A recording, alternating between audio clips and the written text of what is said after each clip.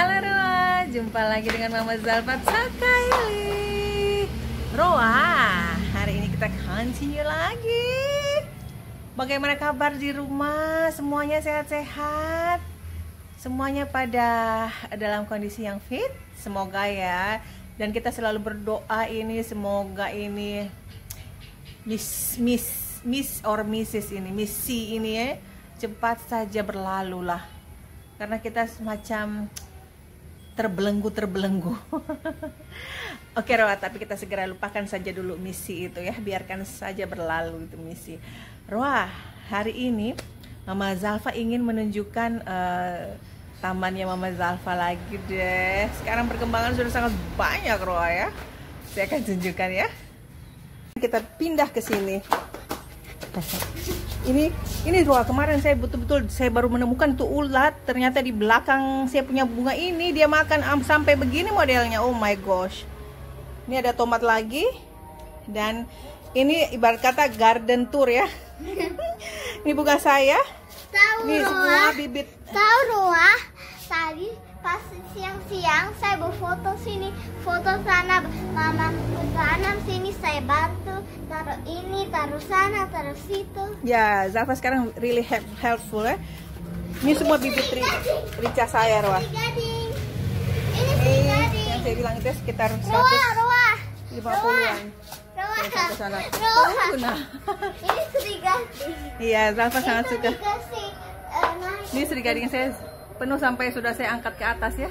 Ini tersatu. Dia Ya, sepanjang ini saya tanamkan serigading ya. Dan Ini serigading semuanya. satu.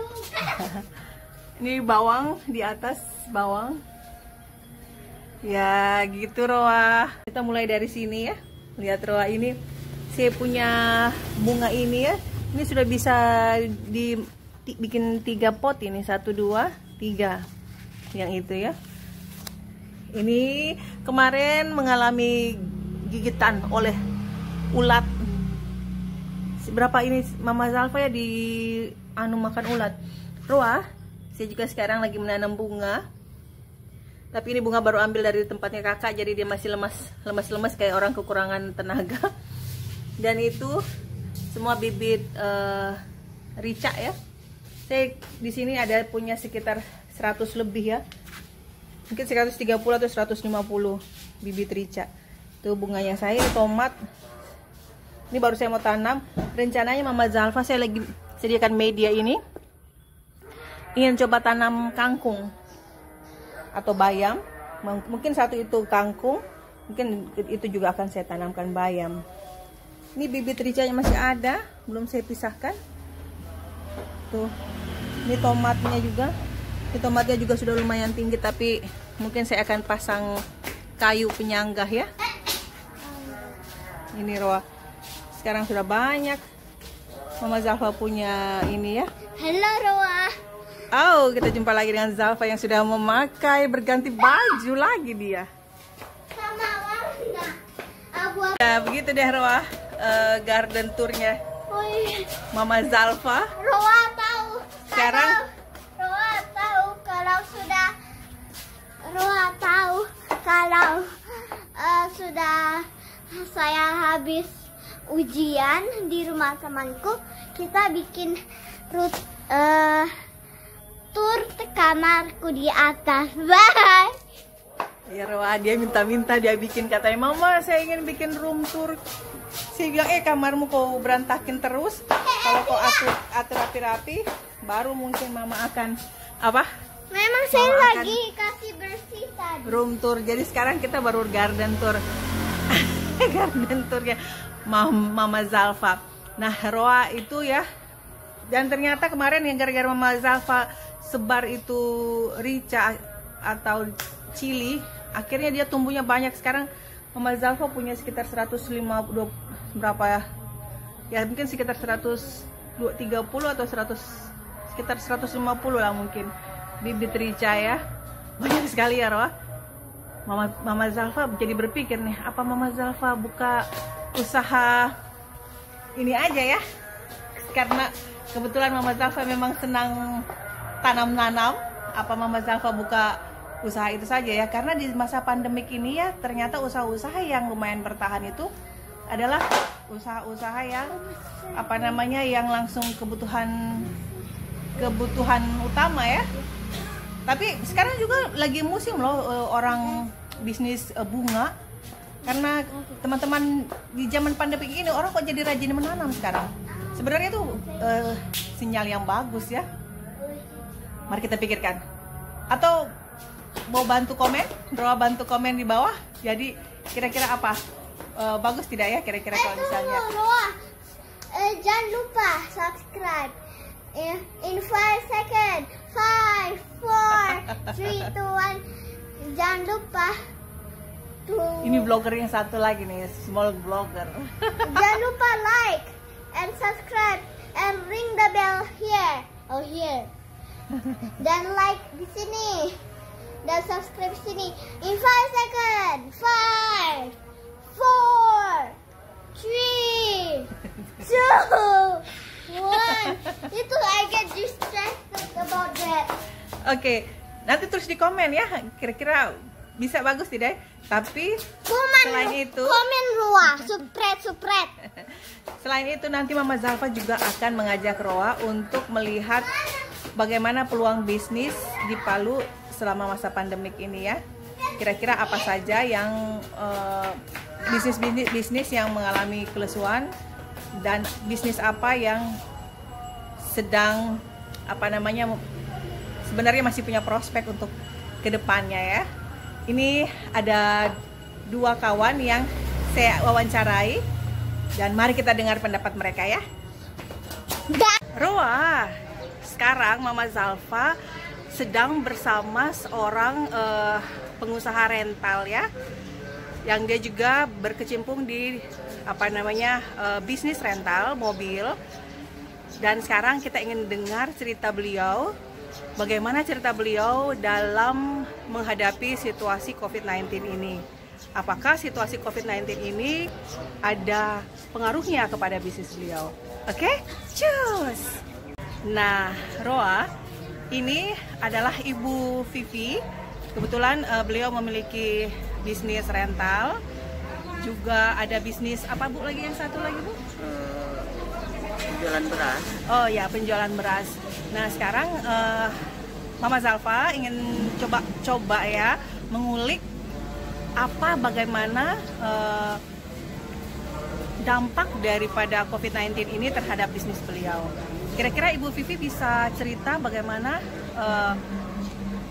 apakah memang pengaruhnya sangat signifikan terhadap bisnisnya Ibu atau bagaimana? Bagaimana dengan, mungkin Ibu bisa bercerita sedikit tentang bisnis rental Ibu di saat pandemik ini? Ya, apakah ada pengaruh yang signifikan terhadap bisnis Ibu? Ya, pengaruh COVID-19 ini terhadap bisnis rental, yang pengaruh bisnis rental ini, pengaruh COVID-19 terhadap bisnis rental itu sangat-sangat berpengaruh. Dan tidak hanya kami saja, rental kami, yang kebetulan saya itu bergabung dengan rental saudara, kakak, dan teman. Nah itu pengaruhnya itu sangat-sangat besar. Dan itu tidak dirasakan hanya satu rental, tetapi hampir semua rental yang ada di Kota Palu merasakan bahwa COVID itu sangat berpengaruh, terutama kepada pengguna-pengguna mobil yang biasanya di hari-hari libur, Sabtu dan Minggu itu sudah hampir bisa dikatakan antri untuk memesan mobil rental ya. Tetapi sekarang adanya COVID-19 ini sangat kurang peminat, sangat kurang. Mungkin itu karena juga di perbatasan-perbatasan yang sudah dilakukan pemeriksaan yang cukup ketat berdasarkan standar COVID, standar kesehatan ya. Maka jadi mungkin orang jarang bepergian ya. Jadi orang-orang jadi bukan hanya jarang, tetapi banyak yang memang menghentikan jadwal-jadwal perjalanan itu yang biasanya selama ini dari mulai hari Kamis, Jumat, Sabtu itu sudah banyak yang memesan mobil untuk dipakai untuk Sabtu Minggu. Nah, sekarang ini hampir menurun drastis. Ya, saya katakan itu menurun drastis. Kenapa? Dari sekitar berapa persen itu, Bu? Kira-kira? Hampir 90%. Wow, hampir 90%. Dahsyat ya, Bu ya, sampai Iya, sekitar sangat. 90% ya. Bahkan kami pemilik mobil ini yang ada beberapa unit itu di keluarga saya yang punya beberapa unit, selama bulan Maret, April itu tidak ada sama sekali yang memesan mobil untuk disewa atau direntalkan. Nah, nanti mulai kemarin yang biasanya pada saat bulan puasa dan lebaran banyak sekali keluarga-keluarga yang ingin pulang kampung atau berlebaran atau mungkin berlebaran dan berekreasi, itu sama sekali tidak ada. Nanti setelah lebaran kemarin bulan Juni baru mulai ada, itu pun satu-satu. Seperti begitu ya, Bu ya. Iya. Cuma bagaimana? Berarti drastis sekali ya penurunannya, Sangat Bu ya, drastis. sangat drastis ya. Jadi sekarang bagaimana upaya Ibu mengantisipasi situasi seperti ini, Bu? Dimana nampaknya efek dari COVID-19 ini menghantam untuk bisnis rental ini luar biasa ya. Apakah Ibu ada pengalihan bisnis ke bidang lain? Iya. Dikarenakan bisnis rental ini yang merosot, sangat merosot dengan tiba-tiba dan cukup signifikan, maka kami yang sebagai pelaku bisnis berusaha untuk mencoba beralih, dan ini saya punya bisnis yang lainnya, yaitu mencoba berdagang beras. Karena mungkin pemikiran bahwa beras itu mau COVID atau tidak, beras tetap diperlukan. Betul sekali, Bu ya. Tetapi itu lagi, kalau yang dulu biasanya orang belinya beras itu per karung, jadi mungkin pengaruh COVID juga. Iya, betul. Pengaruh COVID juga, orang jadi membelinya seperlunya dan secukupnya. Iya, mungkin sesuai kebutuhan dan keuangannya ya. Iya, betul. Karena pasti semua lini ini kena dampak ini ya. Ya, pastinya seperti itu. Oke. Jadi Ibu sekarang sudah melakukan ibarat kata diversifikasi lagi ya, bisnis ya, Bu ya. Iya, jadi bisa mempertahankan. Oke, Ibu.